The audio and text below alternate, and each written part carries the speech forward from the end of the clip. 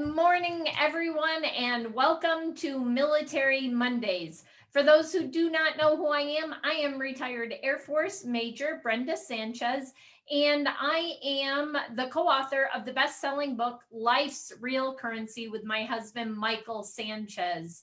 And I bring you these Military Mondays every single Monday morning at 8 a.m. Mountain Time. And I love to interview and share with you my circle of influence, the people that I know that have been successful, who have been either military, so they're veterans, or maybe they're a spouse of a veteran or a child of a veteran. And I have the pleasure today and the honor of having Mariano on this morning. Mariano and I have known each other a long time, probably 7 years, Yeah. something like that. While I was still in the service and began my networking journey, when I got involved in network marketing, I was out networking and I went to a veterans networking group. Imagine that. And I believe that's where I first met Mariano. And That's right. Mariano has a really cool story. Not only what he did in the service, but what he almost did as he was coming out of the service and where he is today. So I'm super excited to have him on. He's super successful in what he does. And so thanks so much for coming on today, Mariano, and sharing with my audience. Well, thanks for having me, Brenda. It's a pleasure. Oh, no worries. So let's start with your background and serving in the Air Force. What did you do? And, you were a Mustang. So what does that mean for those that are watching that don't know what Mustang means? Well, and thanks for letting me share that, because it's an interesting story, because not everybody gets to share it. So being a Mustang means that you were an enlisted person. And then, for me, what it was is one day I looked at the pay chart in the Air Force Times and noticed that if I had a commission, I could get paid a lot more. And the only thing that was different between me and some of the officers that I was working for was that they had a degree and I didn't. So I decided to pursue a commission. And so, a Mustang means that you were an enlisted person, then you became an officer. And so my enlisted career started out, I was an airframe repair specialist, meaning that I was a sheet metal guy working on aircraft. I worked on B-52s and KC-135s at Dyess Air Force Base back in the day. And then after I got my degree, which was in computer science with a minor in math, I ended up working in the IT world, as you can imagine. My first assignment as a lieutenant, and this is going to be kind of strange, but back in the day, computers weren't as big as they are now. I mean, well, they were. They were much bigger, much bigger physically. So I used to tell people that I used to be able to walk through the arithmetic unit, because I was in the air defense industry or business, and the computers were so big back then. They were first generation machines, still using vacuum tube technology, and so it was an interesting assignment. But the point is that we were buying vacuum tubes from communist countries, so we knew that we needed to upgrade anyway. And so there was two computers in a big blockhouse, and they were mirror images of each other, so we could switch over in case there was a problem with one of them. Well, that whole system was replaced by 7 cabinets about the size of a refrigerator when we did the upgrade, and about 3 or 4 of those cabinets were the tape recorders that they needed to be used to record activity that was going on, so that if we had to go back and review things because of an accident or something like that, then we would have that information to what we called reducing. So anyway, so I did that, and then towards the end of my career, I was in the command and control arena. So we had a system that basically did military flight plans, very similar to what the FAA does, but in a combat zone. So it was a joint assignment where we had all the services participating, some of our allies as well. And so what we would do is that we would go into theaters and set the system up so that we could control the airspace, so to speak, or manage the airspace. And that was a pretty interesting assignment. And that's, that went on for about the last, I want to say 5 years or so of my military career.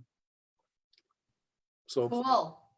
And so from there, I know the story, but my viewers don't know the story. You got out of the service, but while you were in the service, you had a passion for diving, right? yeah, this is a fun story because my last assignment was over in Saudi Arabia, of all places.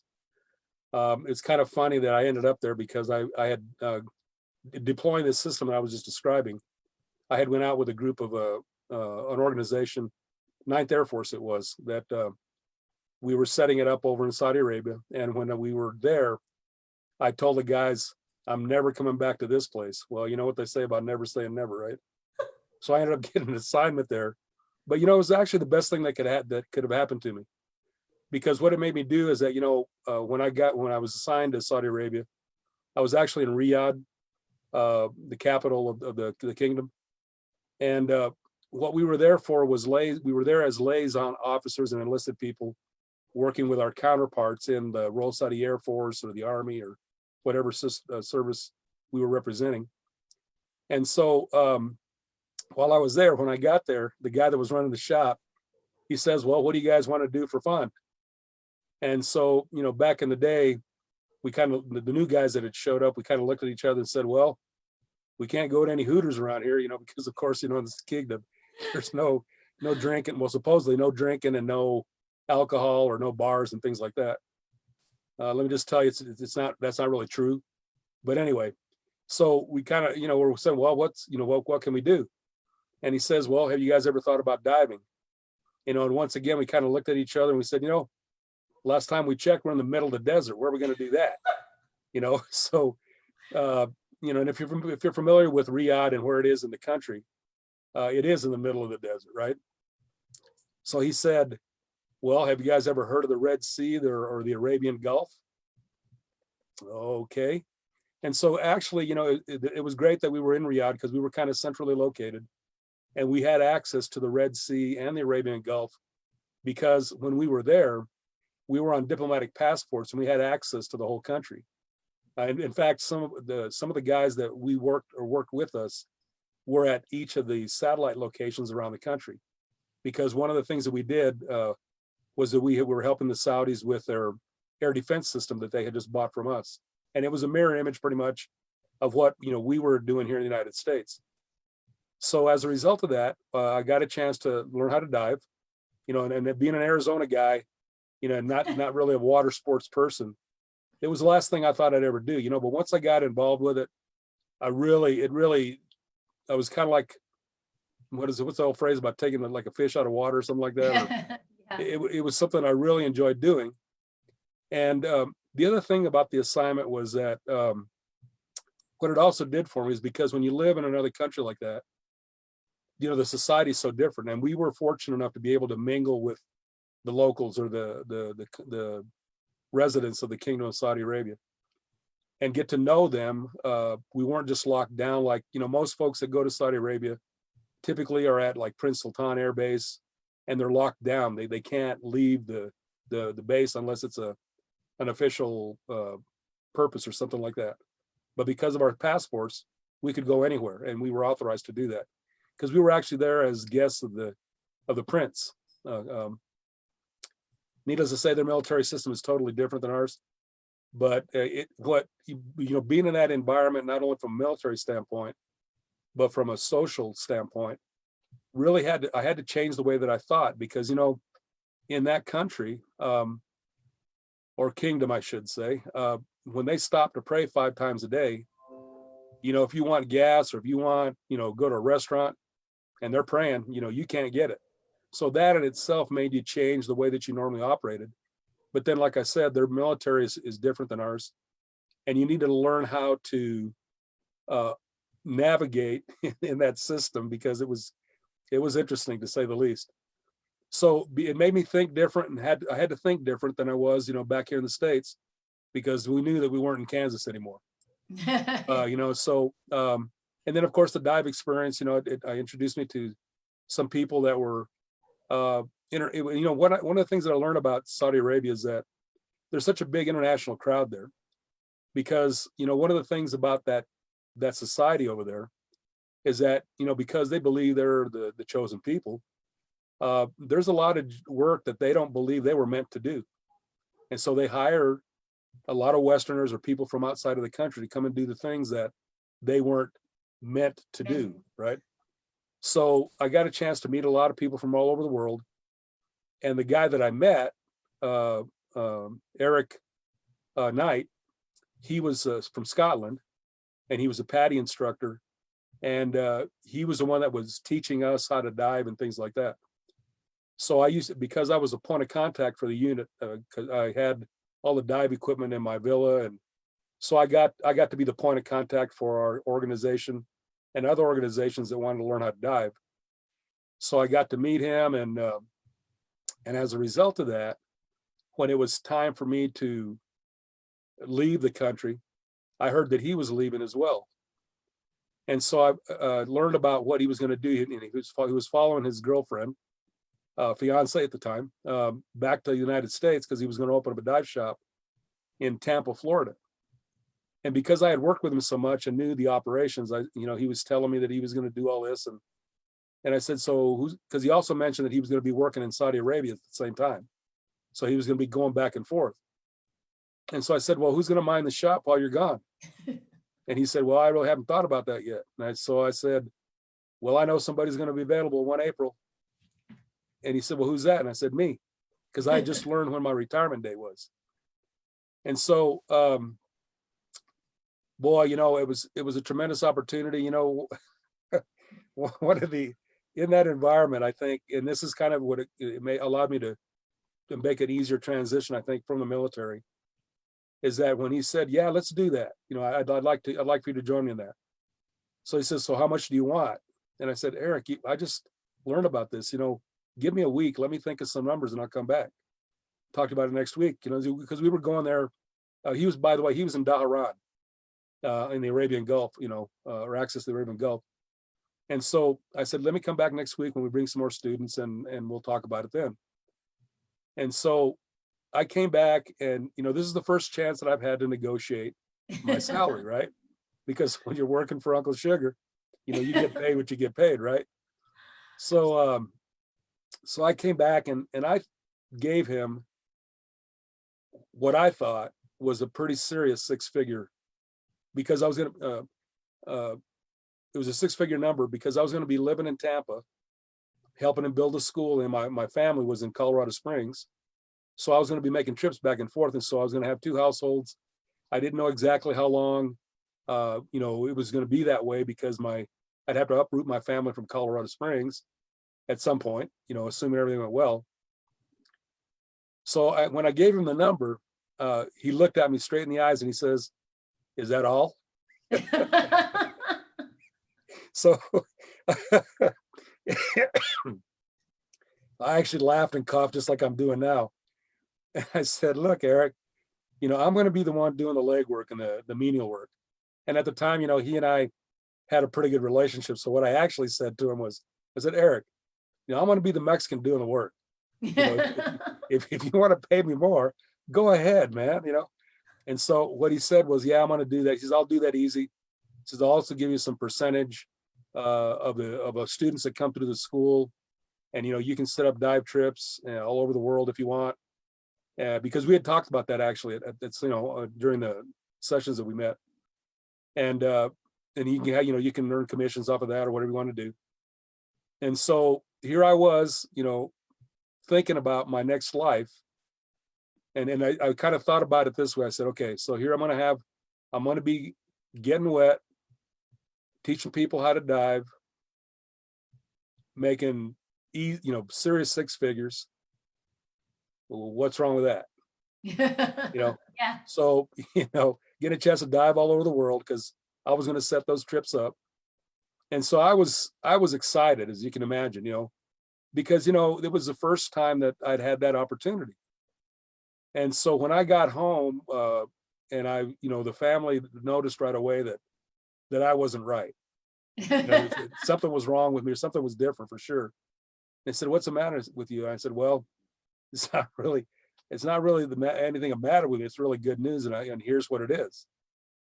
They said, because it's kind of good news and bad news. And so I explained the situation, and the family supported me. But unfortunately, what happened was he was coming back to the States, and we were going to meet. I was going to meet him in Tampa because he'd already bought the property and bought some vehicles and was, making progress in it. And to make a long story short, he ended up breaking up with his girlfriend. And we won't get into the reasons for that, but bottom line is that dream that I had of diving all over the world, getting wet, having fun, teaching people how to dive and making stupid money, it kind of went away. But what it did do, again, like I said, is that it allowed me to switch gears and think about and understand that there was different ways to make money. And I can tell you, just with all the students that I took him, every week, he was making serious money. And it was pretty affordable over there, because one of the beautiful parts about the organization that I was working for, which was called You Submit 'em for short, or USMTM, United States Military Training Mission - Saudi Arabia, because we have these youth submittals all over the world, or at least we did back then. The organization, the MWR, the Morale, Welfare, and Recreation, had money that they would, help us with our recreational time. And so what they would do is that once we got certified, they would pay half of the course, or half the cost. Wow. So, and we had equipment and everything. So the only thing you needed to purchase was a mask, some fins, and a goggles and a snorkel, because we had everything else. So it was dirt cheap and it was fun. And so, yeah, that's how all that happened.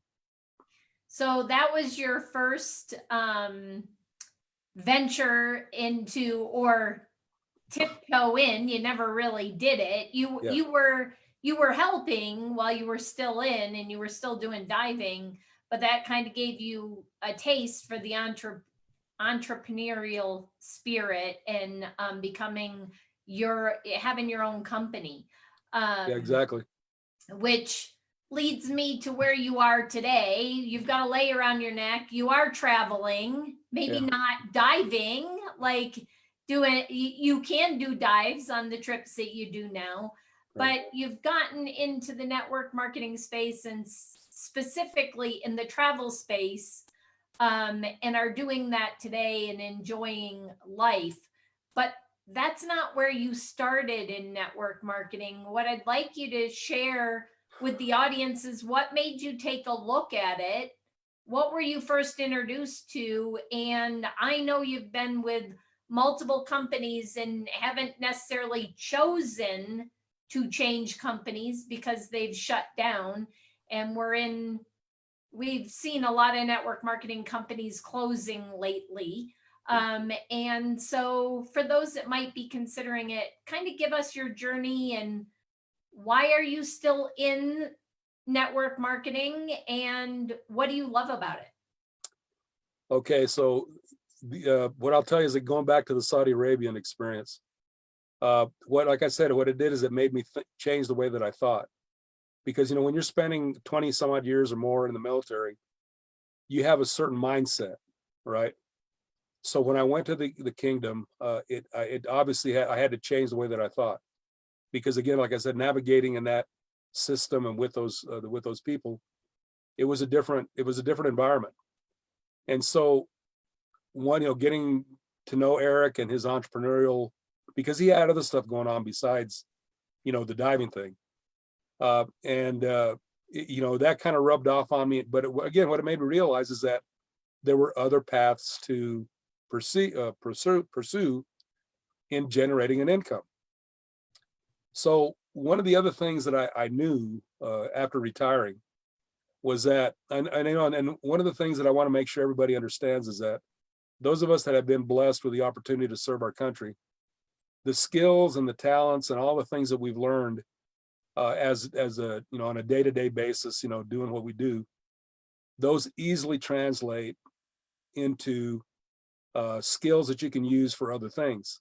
So don't underestimate how important those skills are. I mean, even though we were doing them on a grind every day, we really don't get a chance to think about how beneficial they are, right? Or those skills and what we were able to learn in the careers that we had. So I knew that once I retired, I didn't necessarily want to be working in as a GS or a government employee, even though that was, for a lot of us, that's an easy transition. But I also knew that going into the DoD world as a contractor, at best could be iffy because how the contracts work and things like that. And I'm not saying that's a bad way to go, because it's a great way to go. I mean, it's an easy way to make money right out of the chute, so to speak. And because of the contacts that you develop over the years, with people that have made that transition before you. So one of the other things I'm going to tell people is that whether you believe it or not, you're a networker already, because all the people that you know, and I'll tell you, every job that I ever had as a DoD contractor, I got because of somebody that I knew. And it wasn't because of my resume. Okay. My resume was the work that I had done with these people that I knew, or people that knew of me that referred me to somebody else. Okay. And so what I'm going to tell everybody is that you don't underestimate the importance of networking, not necessarily network marketing, but networking, and how important that is. Because regardless of when you make the transition or why you make the transition coming out of the military, those contacts are going to be very, very important. So I would say that, anywhere from 3 to 5 years before you make that jump, especially if it's something that you can control, start nurturing those relationships and start getting their phone numbers and things like that, or email addresses. Because again, while you have access through the military systems, take advantage of it. So after I retired, and after my dive dream job went away, I was thinking, well, so what I want to do, because now for the first time in my life, I have a chance to decide where I'm going to go and what I'm going to do. I'm not being told where I need to be and when I'm going to be there and all that. So because I'm a car guy, I thought, maybe working in the automotive industry is something that, it's something I'm familiar with. So let's go check it out. So I was working as a parts guy in an auto parts store here in Colorado Springs. And while I was working there one day, I ran into a retired colonel that I used to work with. Okay. And so we hadn't seen each other in a long time. And so, we had small talk. And he says, so what are you doing? And I said, well, besides this, how long have you been back? And so we kind of talked. And I said, well, I'm just trying to figure out what I want to do now that I'm trying to grow up. And he says, well, are you open to other opportunities? And I said, absolutely. And he says, well, let's get together and talk about something that I'm involved with that you might want. And it's in the communications world. So I think it would be an easy, transition for you. Because not only did I do software maintenance, testing, and development with the command and control system, I'd also done some satellite communication stuff along the way. So I said, yeah, let's do that. And so he introduced me to a telecommunications company that, again, network marketing, that at the time was starting to grow by leaps and bounds.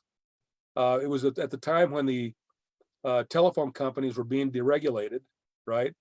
And so that industry was booming. I mean, when you stop back, now I'm kind of dating myself now, but this is back in the early 2000s, when you were paying for long distance and there was different packages and so on and so forth. We weren't really, what's funny is that when we look at the cell phones that we have today and what we had back then and the capability that we had, all these young folks, they don't understand how rudimentary the minimal capability we had, even though it was kind of cool back in the day. So anyhow, so I got to working with that company, and it was owned by a gentleman, and he was doing a great job and giving us an opportunity to, make some pretty serious money. And so I started doing that. Well, unfortunately, what happened was that he sold the company to what I'm going to describe as a corporate entity. Okay. And what I want to make sure people understand is that realize that people that come from the corporate world, and not necessarily that it's bad per se, but they have a certain mindset. And most of them are more concerned about the dollar than they are about anything else. But that makes sense from a business perspective. But what's different about network marketing is that, yes, there's a lot of money to be made, but what's even more important are the people in the field that are making the money. So the guy that was in charge of this telecommunications company knew that, because that's how he started the company, right? Well, when he sold it to this corporate entity, he was kind of moved to the side and they took over.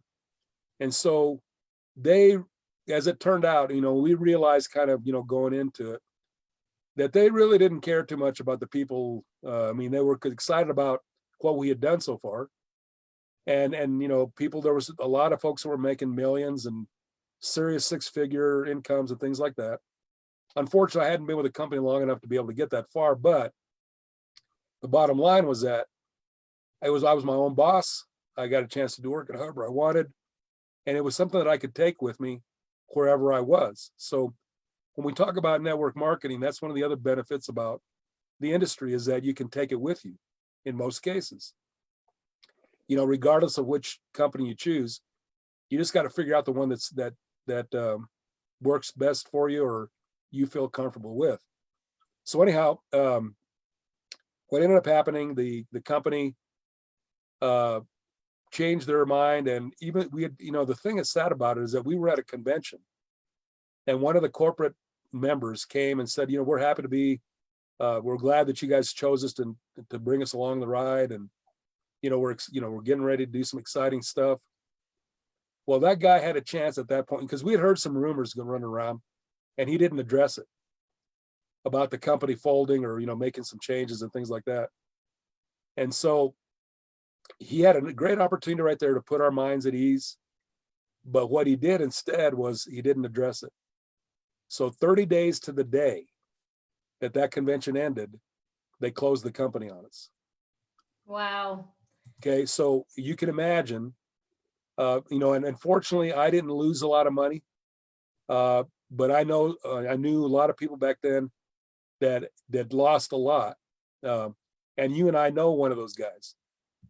And so, anyway, what it really made me understand, okay, and this is another big nugget that I want to make sure people understand, is when you look at an opportunity, make sure you understand the kind of people that are owning the company or running the company. Because I'm going to tell you in a heartbeat that they're the ones that determine your future. Yeah. Whether you realize it or not, they're the ones that own it, right? And if they decide to one day shut things down and walk off with all of the money, they can. So you need to be in tune with that, and don't be going on blind faith that it's going to be around forever, because you never know. So anyway, I think the other thing about that, Mariano, is going back to what you talked about and the skills that we learn in the service is flexibility, especially in the Air Force. Flexibility is the key to air power.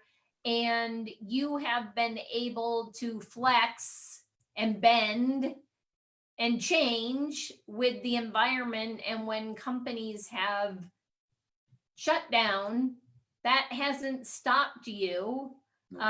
You got that entrepreneurial spirit back in Saudi, and nothing's going to stop you from getting to where you want to go, and achieving your dreams.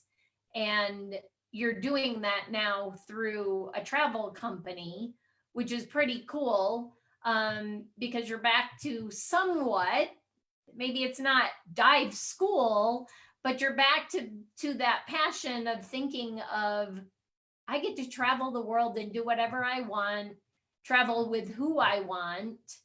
And oh, by the way, if I just network and share it with my network, just like we share a good movie or a good restaurant, yep, they're paying you to do that, which is pretty cool. Well, and I'm glad that you mentioned that, Brenda, because I think one of the other things I want to share with folks is that you got to realize that there's a lot of opportunities out there, and whether you folks understand this or not, the multi-level marketing industry, and we all know good ones and bad ones. The point is that they're not all the same.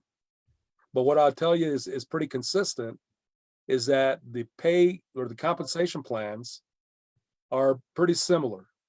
But what I'll also tell you is that they're the most lucrative compensation plans on the planet. So don't dismiss that, because what you got to understand is that it's all up to you.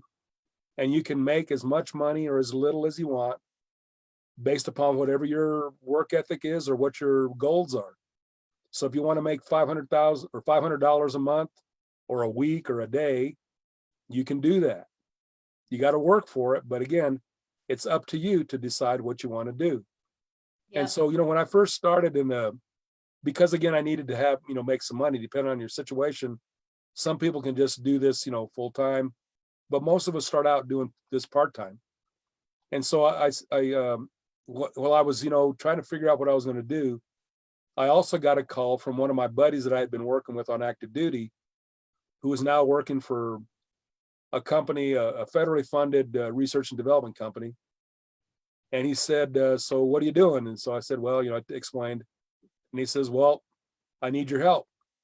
Okay. He said, so what I need to do, what's the deal?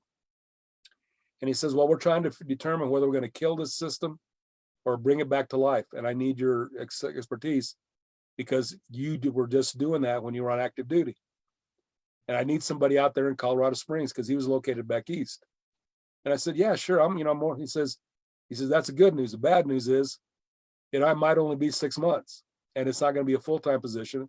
It's a part-time position, or I can't offer you a full-time gig, but it might roll, turn into that. And I said, yeah, I'm okay with that, because, what else am I going to do? And not to mention, it's a good way to, again, get back into the fight, so to speak, and use the skills and knowledge I already had. So that's the other part about working in the DoD world, is that like most situations, is that the contracts, you don't know if they're going to last or what's going to happen with the company. So the point that I'm trying to drive here is that whether you work for yourself or you work for another company, you don't know what's going to happen. So it's not going to be consistent like working in the Air Force or the Army or whatever, because those services aren't going to go away. However, you never know what companies are going to exist. Well, just like what we're going through right now, right? Who'd ever thought that companies like Boeing or cruise lines like Princess or, the airlines like American or United or whatever would be in a situation where they might have to close their doors? So one of the things that I can tell you is that the reason I chose the travel industry was, first of all, when I saw the presentation, I understood the money. That wasn't my concern. I knew that there was a way to make as much money as I wanted. But what I was asking was, who's in charge of the company? Who owns it? What kind of people are they? Are they corporate types, or are they people that have been in the industry? Those kind of questions, right? Well, when I found out that they were men, and at the time it started by 3 guys, and they were in the industry, so they were involved with direct sales, and they had built organizations from the ground up, and also the fact that they were men of faith, and which kind of meant that they were pretty reasonable, pretty high on the list as far as integrity is concerned, and the fact that they cared about the people in the field more than they cared about the company, the corporate end of it, or if you will. That's all I needed to know, because I knew the rest of it was up to me. And so, like I said, I started working for a DoD company, and that kind of flourished. And we, as it turned out, we saved the program.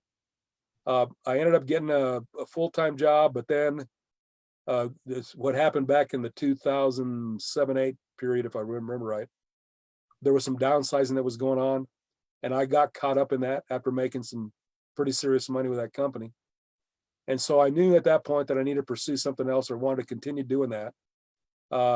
And so that was the other thing that I negotiated was I started working for other companies that were DoD related, but I only wanted a part-time position because I wanted to build something else on the side that I controlled and didn't have any control, otherwise. So that's another thing I want to share with the folks today is that realize that when you get a chance to choose, you might want to work for a company part-time if they offer that opportunity, so you can check them out while they check you out. Yep. Because, one of the things that you know as well as I is that those of us that have been retired for any length of time haven't stayed with one company the whole time period, and that's the other thing, like you mentioned about flexibility, because of in our military service, we were uprooted every 3 to 4 years or what have you. It's very rare for somebody to spend their entire career in one location, right? Or doing one job. Well, yeah, exactly. So we are already trained to adjust to change. And what I'll also mention here about change is that change is a good thing. And you just need to embrace it and just roll with it like we always do. It might be a little bit inconvenient here and there, but more often than not, what it does is that it helps you rethink things and change your goals and maybe approach things from a different perspective, because in the time period that we're going through right now, we know we've got to change things because it's not going to be the same, and so but because we're already used to it, it doesn't have to be that big of a deal. Yes. Sure, we're going to have some impacts, and it's going to because like right now, for instance, with me in the travel industry, there's not a lot of people that are traveling, but what I will tell you is that we know that's not going to be that way forever. Mm-hmm. The travel industry didn't become the biggest one in the world with people staying at home. I mean, and stop and think about what's happening right now.